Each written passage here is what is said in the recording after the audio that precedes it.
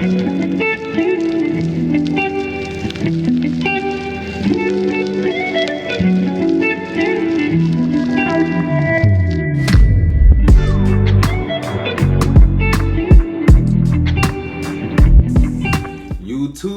what it do, ski? We back cooking with a good one, as always, right? Yes, we are back again, and we got a special treat. This is actually going to be like part one of a mini series, and I think this is important stuff to talk about. This is kind of my jam. I like talking about this. You like talking about this type of stuff, and it needs to be talked about because, well, first let's tell them what we're talking about. We are going to talk about not letting Watchtower control your financial future, because a lot of Jehovah's Witnesses struggle when it comes to finances. And I know we're going to have people in the comments, I went to a wealthy kingdom hall. This is a lie. That's very rare. Most Jehovah's Witnesses, we'll show you in the screenshot here in a second, are not educated. Yeah. Which leads to not having a lot of options with taking care of themselves. Yes, and sometimes that's not even it. It's the control factor. It's the ability to come in and use your traumas kind of against you and keep you in this like stagnant point all around, emotionally, spiritually, financially, all around, really. Yeah. Yeah, and it is great if you did go to a hall where there was wealth that was shown to you, but for a lot of people, that was not the case. Jehovah's Witnesses are not the poorest religion for no reason. Yeah. And we found something real interesting on this screenshot we're about to show y'all. We'll just bring it up. Studies have indicated that Jehovah's Witnesses tend to have lower average incomes compared to some other religious groups. One reason cited for this is that they have the lowest rate of formal education among religious groups, which can lead to lower paying jobs. Additionally, the religion encourages simplifying one's life and prioritizing religious activities over the pursuit of wealth, which may lead some to choose less demanding jobs or prioritize part-time work. Absolutely. This is very much a theme within the organization, is that better always resides in paradise. So it's not something that you have to necessarily think about right now. And on top of it, it's like they have said in talks before, Jehovah and the end of the system of things is the only thing that can really cure poverty. Yeah. So that doesn't make you any less valuable to Jehovah if you don't make, they say it's like that type of rhetoric, which is true, if you believe in God or whatever. Your money doesn't mean anything. You can't take it with you, right? But it doesn't mean that you have to suffer in the now. Especially when you have things that you would like to do, but you told you can't do it. Yeah. Or skills that you would like to tap into, but you were told is bad. Absolutely. And that's why so many people do end up doing like part-time work, and usually it's entry-level kind of positions that you're taking, which usually pay less because they don't want to, it's not investing the time into your pursuit of a career or anything like that. You're supposed to be investing your time back into the religion and giving all of your time to Jehovah. That's why they even tell you not to like get houses, because it's going to tie you down, and then it's like you don't get to spend as much time out in service or give as much of your time out there, because now you got this house back in whatever state that you have to worry about. So now you don't have the freedom to go to SKE school and go here. So there were so many people that would just be lifelong renters, and if that's for you, that's really what you want to do, then go for it. But at the end of the day, I think that the priority for a lot of us is the education behind like finances, and owning assets and things that you can pass on to your family if you decide to have one. But being in this religion, they tell you not to have a family, they tell you not to own any assets. Like you literally are just supposed to not do anything while you're here except for give all your time to that organization, because you're sold this dream that any day now your life is about to be done and upgraded in an iOS update. So you're gonna have a whole new life, and you get to do what you want to do then. But do what we want now. And this, let us say, it's nothing wrong with living a simple life, because that's something we live by. But at the same time, let it be a choice. Absolutely. You shouldn't have things that you would love to pursue that you are told you can't do that, and you a whole grown adult. Yeah. That's not fair. And I think you move so much differently whenever you have control over any aspect of your life. If you have control over yourself, if you have control over your emotions, if you have control over your finances, you get to move a little bit differently. Like, you're not going to be sitting here just like being people's punching bags. Like, no, I don't have to do that. That's not the move. And you know something interesting about them? They encourage work. Yeah. Free labor, though. Free work, okay. They encourage it all day. They will tell you straight, it's like the military. As soon as you get to this age, sign up to come to Bethel. Yeah. For free work. Yeah. And they'll give you a little pinch of an allowance. Yeah. But not much to where you can take care of yourself. Otherwise, when all those people got kicked out of Bethel, they would have been straight. They would have had they Camaros and Chargers just like the military. They had nothing, man. They had to catch the bus, the Greyhound home, or get a ride, or however they can get around. And they just like wash their hands with them people. But babe, this is why it's such a balanced trade-off, because now you get to be around all of these people who have such fruitful relationships with Jehovah, and you get to be around great association all the time. Take that to Georgia Power to pay your bill. Like, man, I got fruitage of the Spirit. Okay. Like, okay, well, your light's getting shut off. Hopefully that Holy Spirit will light your house back up or something. What are y'all gonna do with this info, man? Literally. So it's funny because whenever we were thinking about this video, I was like, okay, I wonder what does the organization have anything published about like owning assets or anything like that? Yeah. And so we came across this article, and it's called Churches in Business. It is an awake from 1970, y'all. Okay, and wait until you see what it says in here. This is crazy, because why didn't we ever think to search stuff up whenever we were like witnesses? Because you don't research, and they keep you so busy, you don't have time to go back and look at old stuff. You definitely don't. Because it's like, here's a new one, here's a new one. Kingdom Ministry, Watchtower. Oh wait, the Bible reading. Right. This talk this weekend. You didn't have time to be like, let me use this. Yes. Never. And I think for context, we also have to say that, remember, they were pushing at that time too that, you know, in 1975 everything was going to end and all of that. So this is in 1970, 5 years before. Look at what it says.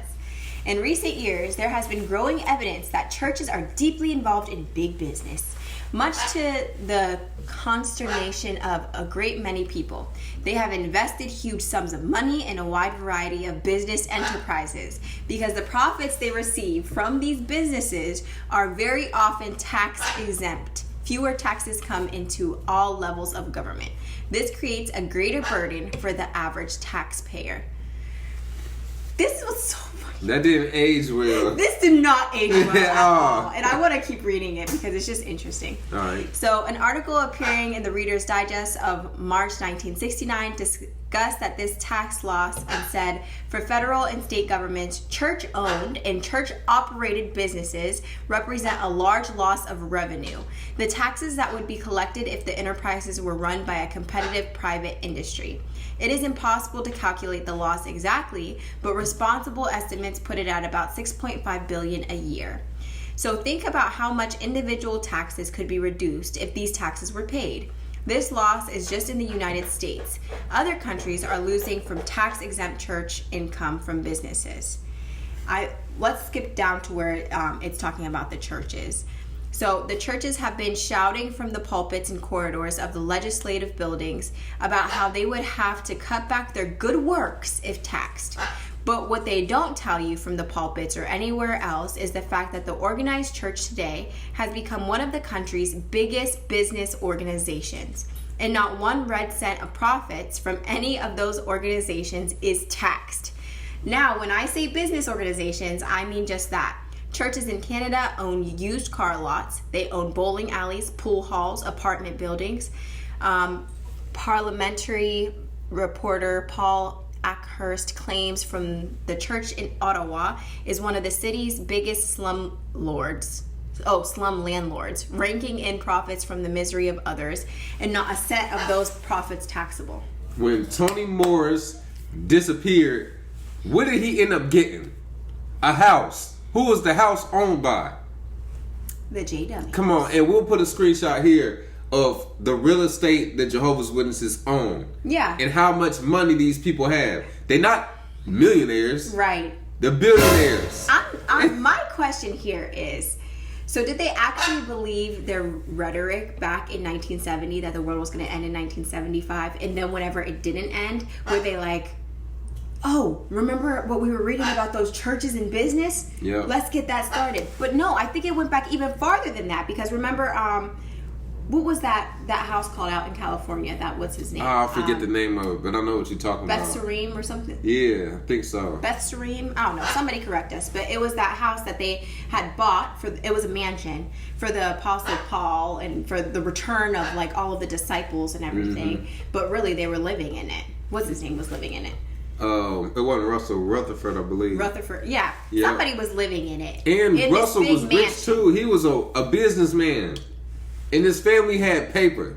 This dude started off writing articles as a teenager. True. And then he already had a business mind frame. Yeah. So it lets you know this stuff is all business. It's all profit. And look at what it has turned into now. They have literally properties everywhere. In Yep. all of these countries, they have properties.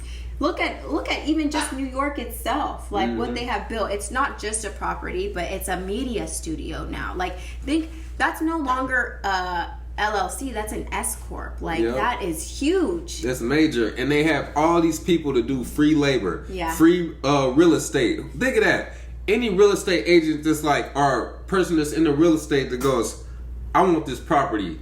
I'm going to get somebody to do all this for free. Yeah. That's it. Look at all that profit that you get from that. And then on top of it, they were just talking about it in one of the recent updates. Remember they were talking about Africa and the media over there and how they're going to invest a couple $1 million into the media that's happening in Africa, because they're like, the sound isn't good at their conventions and things like that. So Good. they're investing. They don't need over to there. hear it. But I don't know. There's too many ties here. Yeah. What it gets me to think about is like the presidency and how they want to go into South Africa and buy different things, and then now Yeah. I'm thinking about Colonialism. Like, this is just Well, racism and Jehovah's Witnesses history goes hand in hand, so there's no surprise there. crazy. Yeah, but hopefully they don't get the sound together in Africa. 'Cause don't nobody need to hear this bull. We need to shut it down. Shut it down, Jack. Now, in this first part, what did we learn? Well, Jehovah's Witnesses has a way of putting their foot in their mouth with that old stuff. At least try to get it off jw.org so it can look That like part. so it can at least look like we typed up our own articles or made up that apostate material they talk about. I think they lose track, I'm sure. When you lie that much, it's hard to keep track of all. This is a lot of bogus stuff over the last 100 years. So Yeah. this is still here. So we see that they also are tax exempt. They benefit from people living in poverty, because when you have something to stand on, right, and something in your back pocket, life is a little easier. But when you don't have nothing, you are more than likely to make desperate choices Yeah. or take whatever is there for you. Yes. Well, we have this organization and this brotherhood that'll support you. All right, well, I ain't got nothing else, and I'm 50-some years old, and I didn't go get, my education at ABC. All right, I'll just take whatever feels good. Yeah. And I can't go nowhere else because you already guilt tripped me from that. So people are boxed in. Yeah, they are. You know what? I don't like the bow of poverty that people, feel like they have to take, and how it's super glamorized. Like, Jesus had nothing, okay, these are different times. Jesus did magic tricks in the book. Stop it. Stop He it. was able to, he can make food out of nothing. If he wanted all the money, he would have it, okay? Right. According to the Bible, Jesus. Like, he could have had Don't it. compare me to no magician. I don't know. It's just crazy. You take this bow of poverty, and then it's like, for what? It's just that you could be left without being able to make any decisions in your life. Yeah. And then it's like, okay, now you have all of this time. Yeah, fill all of that time up with kingdom works. And my thing is, you have to be broke with me then. The ones that's kicking this knowledge. Yeah. You are filthy rich, don't have to work. You got everybody that provides everything for you. You got somewhere to live. You keep a new car. They wear Rolexes. Yeah. They And wear you're nice not, jewelry. You're not going to be kicked out No. of Bethel, like the No. governing body members. No. Another word for governing body members is literally, you guys are part of the business. And CEOs. Yeah, literally. It's no different from Nike or Target or something. Exactly. Same so thing. you get to make all that. That's why whenever they make decisions, they put it to a vote. That's what you have to do in business. Right. It ain't even call it an organization. Because that's what it is. It's an organization. That's all it is. But y'all have to tune in to the next part, because we talked about the problem. Now we'll talk about solving the problem, on how to pick up the pieces no matter where you at in life, and how to get forward on this journey of getting your finances together. Absolutely. Yep. So make sure y'all hit us on our Instagram at Awaken Truths IG, our TikTok at Awaken Truths LLC. We have our healing journals. We have the normal edition and the Pimo edition. And don't forget to catch us in the next video. It's going to be a good one. And what's the rest? Oh, don't forget to like, comment, and subscribe. Peace.